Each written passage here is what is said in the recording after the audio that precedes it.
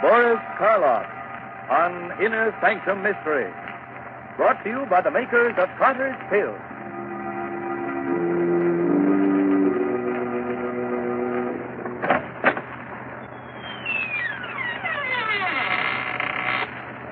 Good evening, friends. Let me welcome you once more to the Inner Sanctum. This is Raymond, your host. Come in, won't you, and sit down? No, I'm not being polite. I'd prefer you to sit, you see, because within the next 5 minutes, you're going to be so weak in the knees that you won't be able to stand.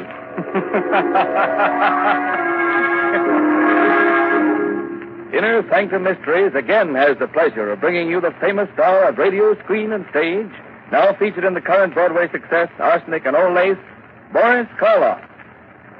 This evening, Mr. Karloff appears in Robert Newman's dramatization of Edgar Allan Poe's famous story, The Telltale Heart. Presented for your entertainment by the makers of Carter's Little Liver Pill, the best friend to your sunny disposition.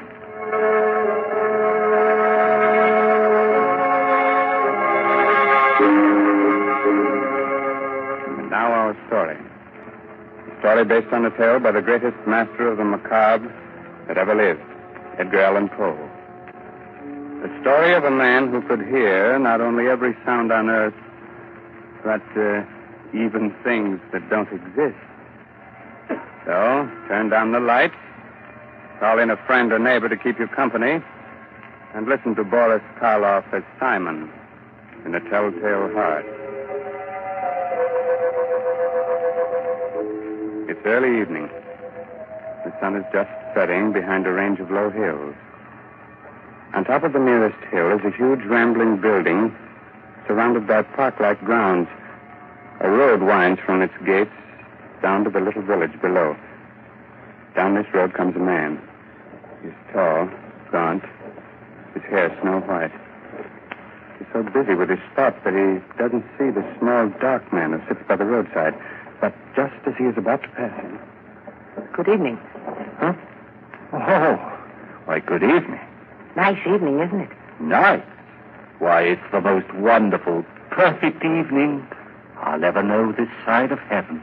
You don't say. And you can't know what it's like to feel as if you've just risen from the dead. As if your tomb was opened. And you were told that you could return to the world that you knew and loved. Can't I? You can't. You see, my name is Simon. I was a musician. 2 years ago, I went stone deaf. Suddenly. Completely. Do you know what deafness means to a musician? It's like dying. Or worse. Like dying and knowing that you're dead. Oh, I went to doctors, but they could do nothing for me. But finally, one of them sent me to see the doctor who has the place up on the hill here. Dr. Adair? Yes, Doctor Adair. He kept me with him for 6 months, and now I'm going home again. He cured you? You can hear? Hear? Listen. Listen hard, and tell me what you can hear right now. Nothing very much. The wind? Cricket? Cricket and the wind. Do you know what I can hear? I can hear the grass growing, the sap rising in the trees. I can hear the stars moving in their courses. I can hear things that no man ever heard before. Now do you know why I said that this was the most wonderful evening that ever was? Yes, Simon. But I knew why before. You see, I just left the place up on the hill myself. You left there? You mean... When I was taken there, I was blind. Oh, your eyes, yes. I hadn't noticed before, but they are strange. Shall we walk on together? Simon? Just where did you plan to go? Well, I've been thinking about that for weeks now. All the weeks when I couldn't leave my room. I must get used to being able to hear again, gradually. From my window, I could see an old mill, just this side of the village. Yes, it's deep in the woods, deserted. There's moss on the water wheel, And the door hangs open by one hinge. You mean that you can see it from here? My eyes have become as good as your hearing. You thought of going there, living there? For a while, until I was ready to return to the world. Oliver, why don't you come with me? Then when we are both ready, we can go back together to the world. I could do that. Think of what it's going to mean, how much we're going to be able to help people. You with your sight and I with my hearing. Help them? Yes. Yes, of course. All right, Simon. We'll go to your old mill.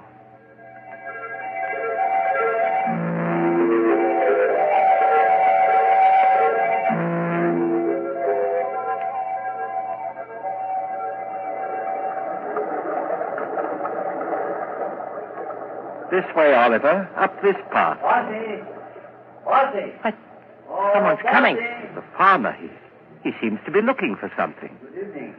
I'm looking for my cow. Have you seen her? Well, what kind of a cow is she? A brown and a white one with a crooked horn. Wait. I hear her. She's grazing in a field on the other side of the woods. Hear her? That's almost a mile from here. I have good ears. Good. You must have ears like a fox. But that field, that's the squire's. How did you get there? You think someone took her? Who would? Well, it's the squire's land, but he's the richest man around here. Why should he have taken my cow? Wait a minute. Let me see. Yes.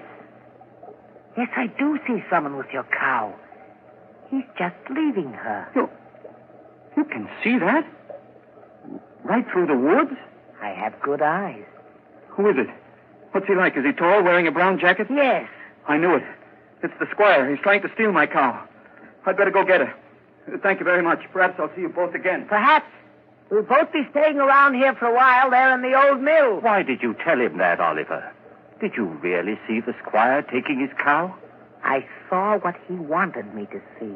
What do you mean? He hates the squire because the squire's rich and he's poor. But what? Never mind, Simon. Shall we go on to the mill? Here we are. And it's just the way I knew it would be. Quiet, peaceful, no noises, just sound. And even those are dulled by the waterfall. Yes, it's just the way I knew it would be, too. Dark, dank. The home of the rats and spiders. We'll be happy living here with them. Happy with rats and spiders? Why? Because they're like me. Rats see in the dark, and spiders spin webs. I don't understand you, Oliver. Must you always see the worst, the most evil side of everything? Always.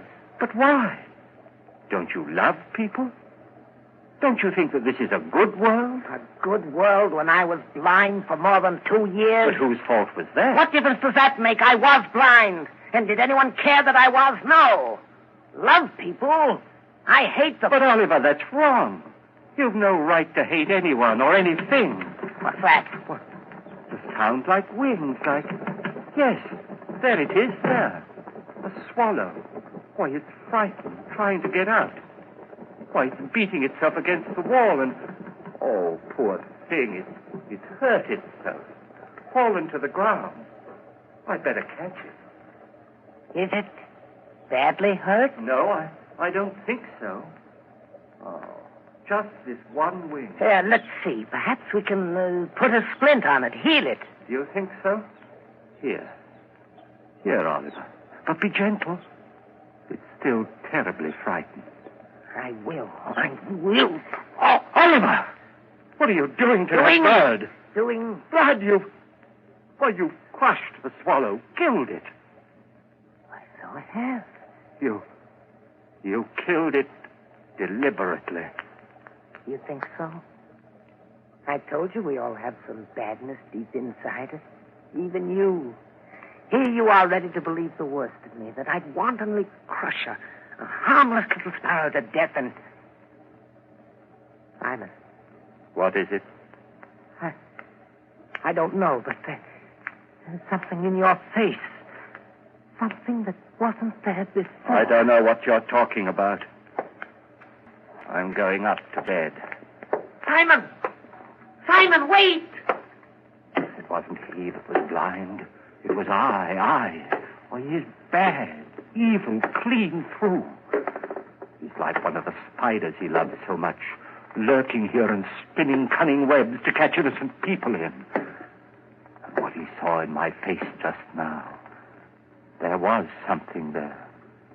Something that wasn't there before. Death. Why did this have to happen to me? I was so happy just a little while ago. I loved everyone, the whole world. And now I have to kill him. And here I am, friend, Raymond, your host in the inner sanctum, who also loves everyone. So, Simon has decided he must murder his companion. Not because he wants to, but in order to keep him from spreading the hate and evil he seems to love. That's a charming idea. But if Oliver's eyes are as good as he says they are, good enough to see death in Simon's face, how will he be able to do it, Quite a problem, isn't it? Well, Raymond, everyone has problems. It's the answer that counts. It certainly does, Mr. Hurley, in a mystery drama. Yes, and in a domestic drama, too. If you don't believe it, listen to what Agnes Vale says to her husband at the dinner table. Oh, Bob, you haven't said a word about the cake, and I baked it especially for your birthday. After 30, no one wants to be reminded of birthdays. Oh, that's silly. Besides, a person's only as old as they feel. Well, if that was the case, I'd be about 60. You mean 90. No one could save up the grouch you've got in only 60 years. If you felt as irritable, low, and out of sorts as I have lately, you'd be grouchy, too. Of course I would. Anybody would. So the thing to do is not to feel that way. What can anyone do about it? Very simple, my dear. Try Carter's little liver pills. Right, and when you don't feel good, try Carter's little liver pills. They do the work of calomel but have no calomel in them, for they are simple pills made of vegetable drugs. They wake up the flow of one of our most vital digestive juices. When this vital juice flows at the rate of 2 pints a day, it helps to digest our food and bring back the glorious feeling that goes with regularity. Then most folks feel like happy days are here again. But be sure you get the genuine Carter's little liver pill.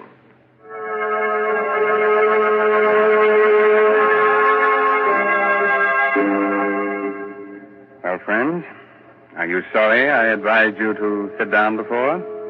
I thought not. You still want me to go on with the story of the Telltale Heart? Very well. It's a little later that same evening, and Simon is sitting in the upper story of the old deserted mill, waiting, listening. Sleep, Oliver, sleep. Aren't you ever going to sleep? Oh, I know you're lying down. I heard you getting undressed. I even heard the thread snap when you pulled that button off your shirt. But you're not asleep yet. I can tell by your breathing, the way your heart's beating. And that's what I must wait for. The time when you're really asleep. When you close those hawk eyes that can see even in the dark. That could read murder in my face when I didn't know it was there myself. Wait a minute. There. Now you're asleep. And now I must go. Easy with the door. Careful. And even more careful going down the stairs. Shh. Don't creak like that. Suppose he wakes. No, he can't. He won't wake up. He can't. And even if he does... here we are. The door to his room. How shall I do it? Those sacks he's using as a pillow. If I pull them out and held them over his face and smothered him, that's it, yes. Then I wouldn't have to touch him. I wouldn't... Who's that? Who's there? There is someone there. I can see you. It's Simon. Yes, it's Simon. What do you want? What are you doing here? I know you've come to kill me. Yes, Oliver. I've come to kill you. Philip, You can't do that. You can't. Yes, Oliver, I can. And I have to. Oh, please don't struggle like that. I'm stronger than you are. You can't get away from me. You can't. You can't.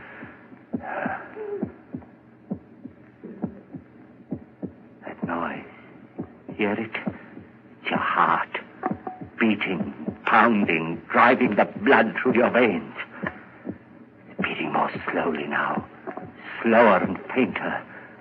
Running down like a tired clock. And I'm not going to let you go until it's stopped. So don't struggle. Don't struggle, please. Just a few seconds more. I can hardly hear it now. Just a faint, throbbing murmur. And now, even that's gone. Yes, it stopped. And you're dead. Oliver, listen. I didn't want to do it. I didn't, but I had to.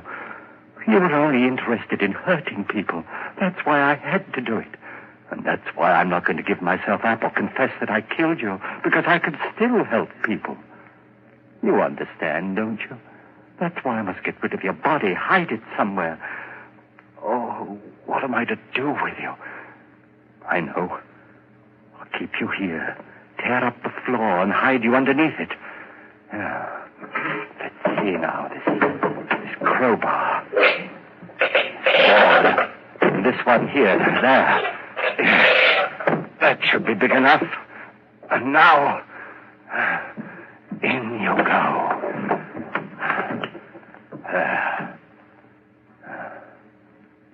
Goodbye, Oliver. Goodbye. Just put these boards back. Nail them down again with the same rusty nails. And it's done. Now I'll spread this dust over the cracks. No one will be able to tell what I've done. No, not even with your eyes. If you could still use them. What's that? A light. A lantern outside. Someone at the door. Maybe Crispy's come back again. Yes? Who is it? It's Trent, the constable. The constable? What do you want? Oh, nothing much. Thought I'd drop in. Say hello. Come in, constable. Come right in. Thanks. Queer time of night to be visiting, but I heard there were strangers living out here, and I thought I might... Why, of course, it's part of your job to investigate strangers, isn't it? In a way. Not that you're a stranger, exactly. What do you mean? Well, you've been around here for some time, haven't you? Up at Doctor Adaire's place in the hill, I mean? Oh, yes, of course. I just left there this afternoon. Uh-huh. And your friend, where's he? Sleeping? Friend? Why, there's no one here with me. I'm all alone. What the doctor said. You mind if I look around? No, of course not. Not that I doubt your word or anything like that. Oh, no, don't apologize, Constable. Go right ahead. Well, Constable? There's certainly no sign of anyone else. Well, I told you so. Yes, you did. Now, I'll just sit down here for a minute. Get my pipe going. No, not there. Don't sit there. Why not? Because, well, it was just that the floor looked a little rotten right there, and I was afraid that... Oh, I guess it's all right. Sure. Strong enough to hold me, anyway. Don't step on it. I hurt you. Good heavens. What's that? What's what? That's throbbing. That noise. Beating away like... I don't hear any noise. But you must, you... Those ears of mine. Sometimes they're too good. It's just your watch ticking. Watch? I haven't got a watch on me. You haven't? But then what? Oh, look, Constable, I could use a bit of exercise. Suppose I walk you back to the village. Well, that's mighty nice of you. I'm glad to have your company. hurry, is there? Just let's sit there for a while. I don't want to sit. Constable, will you come now? Now, this minute. If you don't, I don't know what I'll do. Hey, you have gotten yourself into a state. Is anything the matter? No, of course not. It's just that I get nervous, restless, and you won't mind if I walk up and down right here, will you? It'll make you feel any better. Go ahead. Thank you. This floor, it is noisy, isn't it? It isn't noisy enough. Constable, this lever here, I've been wondering about it. What's it for, do you know? Yes, I think it opens the sluice, starts the middle wheel turning. It does? Then let's try it. See if it still works. There. Yeah, still works all right. It's quite a racket, too. You're not loud enough still. Constable, for heaven's sake, will you come now? Leave here with me. If you don't, I'll go back. Look, there's no need to get so excited. I'm not excited. I'm perfectly calm and quiet. Will you come now, right away? But I told you. I know what you're doing. Sitting there, pretending you haven't heard, making me stay here and listen to it, beating louder and louder and louder. All right, I confess. I killed him. I killed him. His body is right underneath you under the floor. I killed him. And that noise you hear is his heart. The beating of his telltale heart.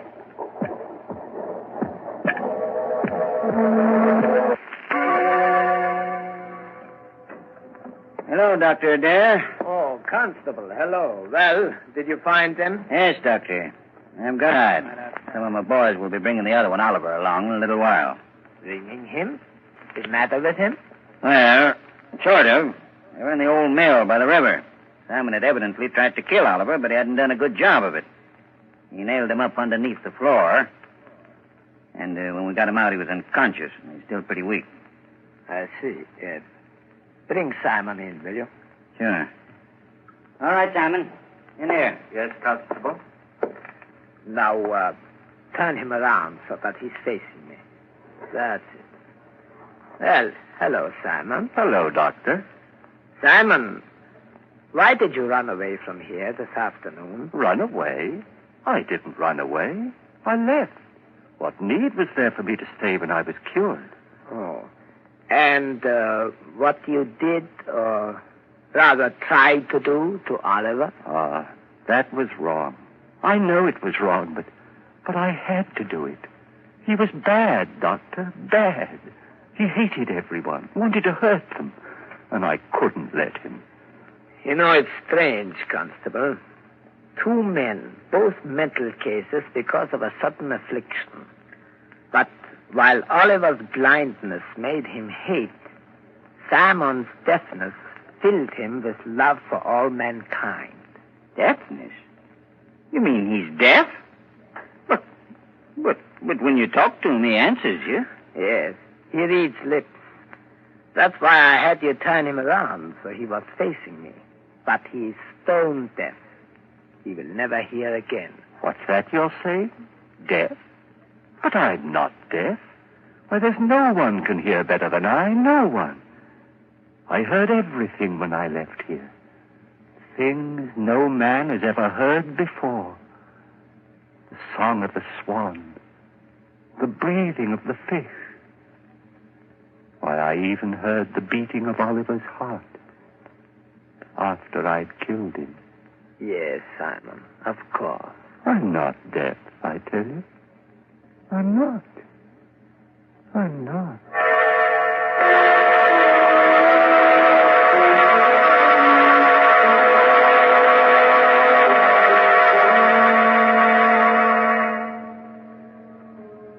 So, Simon did hear all the things he said he did.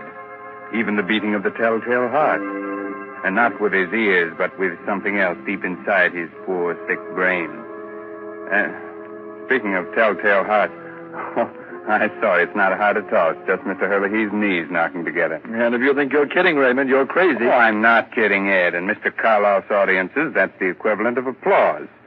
since everyone's generally much too scared to show the usual approval with their hands. So we won't take any chances. We'll just use words and say, thanks, Boris Karloff, for your splendid performance of tonight's dramatization of Poe's The Telltale Heart. It was a pleasure, Raymond, to be able to bring our friends one of the world's most famous stories. And I'm very grateful to Everett Sloane as Oliver and Santos Ortega, who played Christie, for the help they gave me. So now I suggest that you listen to Ed Hurley, who has some helpful advice for which you may be very grateful. This is Raymond again, your host, getting ready to close that door to the inner sanctum and say good night until the same time next week.